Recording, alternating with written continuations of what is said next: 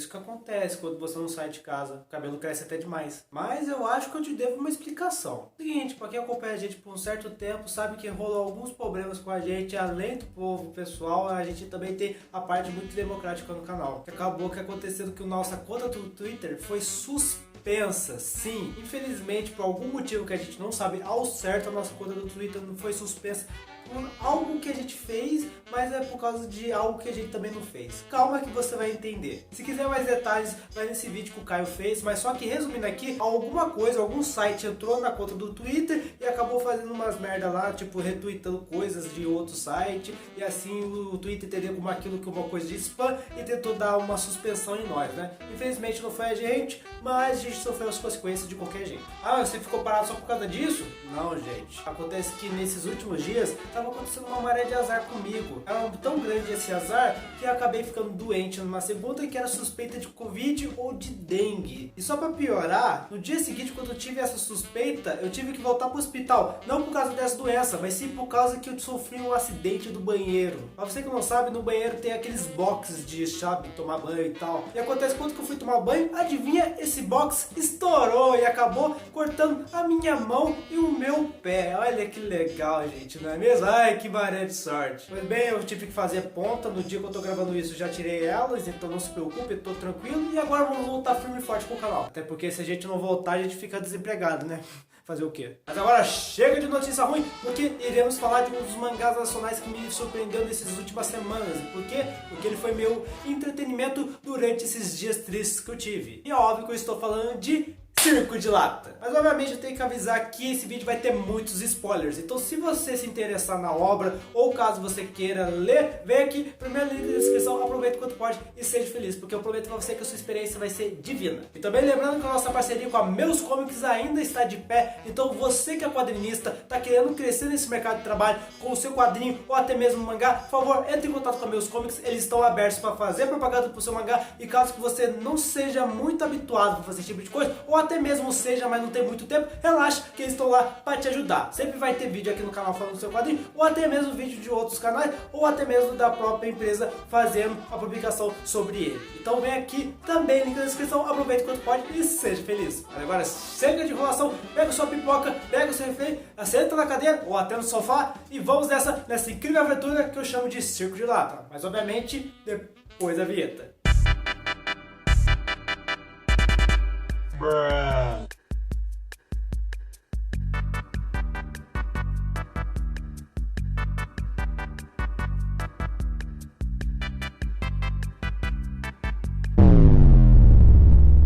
Antes de qualquer coisa, acho melhor explicar para vocês o que seria Circo de Lata. Bom, em um mundo onde que a sociedade cresceu tanto e evoluiu a sua tecnologia ao ponto de que eles existem robôs. Sim, nesse mundo existem robôs e eles tanto ajudam quanto atrapalham. Tanto que o começo do mangá a gente vai vendo uma fábrica onde que os caras estão trabalhando em um robô e ele acaba dando um defeito e eles têm que usar um código de segurança para consertar esse robô. Olha o nível que a gente tem que chegar só para essas máquinas. Mas antes de você pergunta, não, isso não vai virar um eu robô. Relaxa, que isso já está muito longe do que a gente imaginava. É uma coisa muito mais pé no chão mesmo. Mas depois dessa introdução a gente é apresentada para a nossa protagonista, que é a Isabel. E não, por favor, não faz o Rolê 34 nessa personagem, porque ela é muito queridinha para você ficar fazendo ela rebolar por qualquer coisa.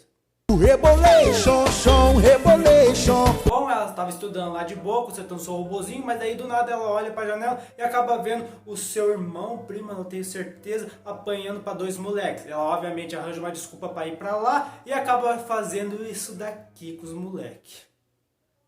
É, ela brava. Depois dela resolver a situação, ela conversa com o seu irmão e pergunta por que ele fez isso. Bom, eles acabam que estavam também zoando com a cara do amigo dele, então ele também foi lá dar o troco. Só que como ele não é forte o suficiente, a Isabel foi lá para finalizar o serviço. Eles acabam se reconciliando, a união, acaba a aula e eles vão de volta para casa com a picape com o seu tio. Sim, essa cena foi legal, porque eu me identifiquei muito. Eu também andava de picape com a minha família. A Isabel e o tio dela acabam tendo uma conversa e chegando na casa dela, ela acaba tendo monólogos falando sobre eu tenho tudo, tenho uma família, uma coisa estável. Só que ela chega no quarto dela e acaba vendo um vídeo onde que tá acontecendo algum desastre. E ela fala, pô, eu não entendo o que que tá acontecendo, o que que houve naquele dia e essas explosões, não aguento ver isso. Só que o mais importante é que ela dá um ênfase nesse cara e ela pergunta quem é você, e isso acaba deixando uma coisa aberta para a próxima página, que é onde que a gente acaba vendo que a Isabel acaba sendo chamada pelo tio para ir comprar pão, né? Porque, né, a gente é brasileiro, come pão no café da manhã. Ela compra, volta para casa, mas no meio do caminho ela acaba encontrando aquele robô que ela tinha achado faz um tempo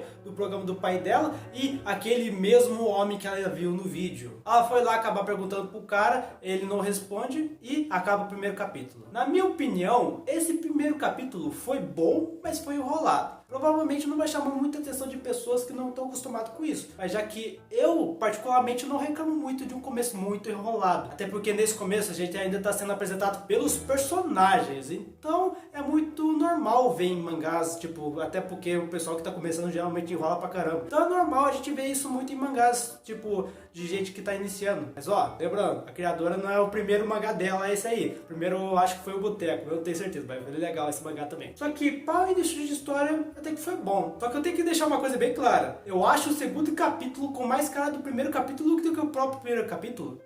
Vai entender? Até porque no primeiro capítulo a gente tem mais sobre o cotidiano dela e não da história em si. Quando a gente chega no segundo capítulo a gente vê muito mais da história. O universo se expande um pouco mais e isso é melhor, não sei dizer. Ela conseguiu acertar na segunda vez e isso pelo menos foi muito bom. Bom, o cara acabou espancando ela volta pra casa triste e ela se decide se vingar procurando o Magic Fox. Quem é o Magic Fox? É a máquina, o robô que ela construiu junto com o pai, né? E ela deu esse nome porque ela gosta de magia. Não é à toa que, tipo, ela é muito fã de magia, cara. E isso é muito legal. Tanto que no final do capítulo a gente é apresentado pela máquina, né? O robôzão todo bonitão. Não é à toa que eu fiz uma fanart na época. Na época não. Eu não conhecia Circo de Lata na época. Eu não sou tão novato assim nos mangá. Calma. Nossa, é muito difícil ter cabelo grande, pelo amor de Deus. Mulheres, como que você aguenta? E deixando um ênfase no Magic Fox, eu gosto muito do design dele, cara. E é muito legal. E isso que eu tô falando da fanart foi muito legal. Eu gostei muito que a criadora deu retweet, cara. Pô, humilde. Obrigado, Sofia. Mas é aí que tá. Tirando um pouco o foco da história, vamos falar um pouco da obra em si. Eu gosto pra caramba de Circo de Lata, tanto pela arte quanto pelos personagens. Mas eu acho que Circo de Lata brilha mesmo nos personagens e nas lutas. Eu acho que o ênfase que a criadora tem que se concentrar é nessa parte porque ela sabe fazer muito bem. Cara, é sério, o terceiro capítulo, quando vocês chegarem, vocês vão entender o que eu tô falando, que é hilário. Não tem como não levar a sério esse capítulo. Não falando de um jeito ruim, mas tipo, é muito engraçado. Não consegui levar a sério esse capítulo em nenhum momento. Ah, não sei no final. O final do terceiro capítulo a gente começa a levar um pouco mais a sério. Mas, pô, esse capítulo foi hilário. Tem um monte de piada muito engraçadinha. Tem um momento de que chega o César. Cara, o César, se não tiver chegado a Isabel ia se ferrar muito, cara, porque ela ia tomar o banho de Cinderela e ia perder todo mundo. E cara, na moral, César, você é foda. Melhor personagem. O vizinho tá ligando o carro agora. Ai, que legal. A criadora tem uma facilidade imensa pra fazer a gente se sentir muito aconchegado com os personagens. Tanto que no começo a gente vê eles como o pessoal cuzão, sabe? O pessoal muito sem graça, chato. E logo depois a gente aceita eles como os amigos de verdade. Como se eles tivessem entrado no grupo da Isabel. É tipo na vibe de One Piece mesmo, sabe? Você vê o cara cuzão no começo e depois ele fica muito amigão, sabe? E isso é muito legal. Agora, falando da arte em si, eu gosto muito do traço cartoonizado. Eu sei, vocês vão falar, ah, cartoonizado é feio, cartoonizado não devia existir nos mangás, ah, é muito insuperável a arte tradicional do que o cartoonizado. Cara, ó, desculpa, se você fala esse tipo de coisa, você é um cara que mora numa casa muito velha, porque, ai amigo, traço cartoonizado é muito bom e é muito legal. Não é à toa que eu sou tão fã de Jack do Limbo. E a arte de Circo de Lata é muito legal, muito gostosinha. E tipo, eu sei que vocês vão reclamar que tem muito branco, mas eu acho que é muito do estilo da criadora mesmo. Até porque a gente só tá começando a reconhecer o trabalho dela. Eu acho que ela manja muito na arte da pintura em si. Ela ainda tá aprendendo a parte da rachura, não é à toa que a gente vê uns quadros que ela tá se empenhando bastante em fazer. Mas eu acho que eu tenho que deixar um ênfase mesmo, são nas expressões faciais. As expressões faciais que ela faz são muito legais. Mesmo sendo cartoonizado, ainda continua sendo algo muito interessante. Principalmente nos robôs. Tipo, os robôs não tem ponta, não tem íris, não tem olho, sabe? Não, olho eles têm, mas íris direito não aparenta muito, sabe? E mesmo assim a gente vê uma reação da hora neles. O Magic Fox, quando viu o braço da Isabel cortando, spoilers, eu sei, mas eu vou falar, foi uma reação muito divina. E ele é um robô, como é que um robô vai ter uma reação divina?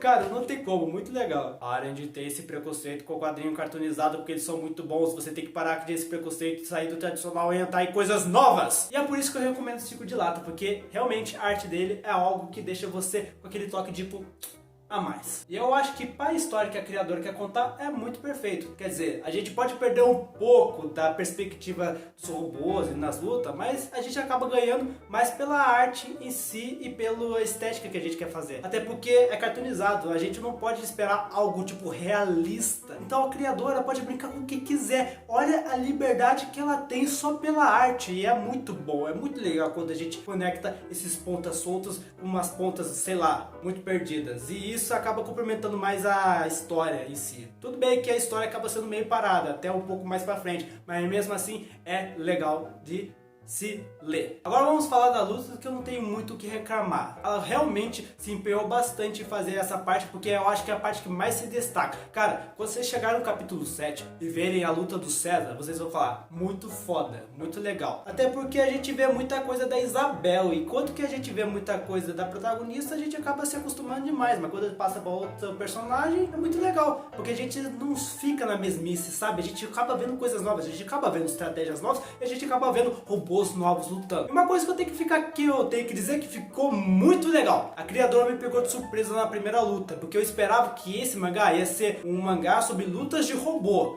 e não um mangá sobre lutas de robô e lutas de humano ao mesmo tempo. Sim, os robôs lutam e os humanos lutam junto. E assim eles podem complementar, tipo, o robô ajudar o humano ajudar o robô, o humano trapacear, pegar alguma coisa, ou o robô fazendo um ataque que acaba despedaçando um ser humano. Quando aconteceu com a Isabel, né, quando que ela perdeu o braço, mas relaxa, ela não perdeu, porque foi um trote e ela conseguiu revirar essa luta de um jeito muito legal. Na sua cara, gigante de aço, você perdeu pra uma vaca. Uma vaca!